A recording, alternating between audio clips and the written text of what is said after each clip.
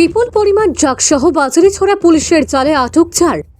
NHIDCL নামাঙ্কিত বলেরো গাড়ি জব্দ।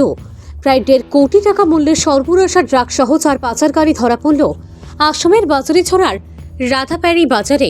জানা গেছে, আগাম খবরের ভিত্তিতে বৃহস্পতিবার গভীর রাতে শ্রীভূমি জেলা পুলিশ সুপার পার্থপ্রতিম দাসের নেতৃত্বে বাজারে ছড়া পুলিশের এক দল অভিযানে নেমে এই সাফল্য পায়।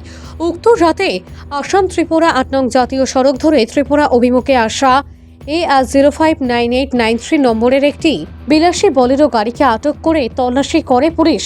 এতে গাড়ির বিভিন্ন গোপন চেম্বার থেকে বৃহৎ পরিমাণের হেরোইন জাতীয় ড্রাগস উদ্ধার হয়। আটক গাড়ির সম্মুখে ভারত সরকারের NHIDCL লেখা ছিল। এতে পুলিশের অনুমান যে প্রশাসনের চোখে ধুলো দিয়ে পাচারকারীরা নিজেদের মতলব হাসিল করতে চেয়েছিল।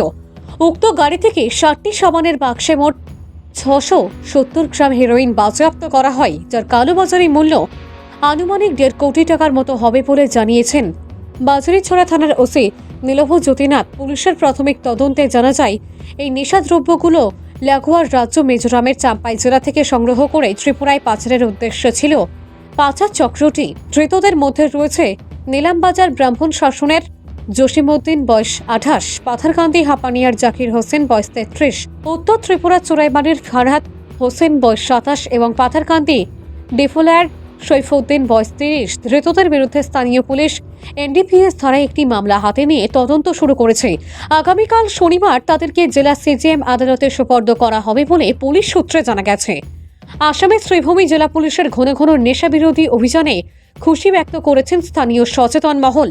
ভানুচন্দ্রের রিপোর্ট, আসাম প্রাইম নেটওয়ার্ক।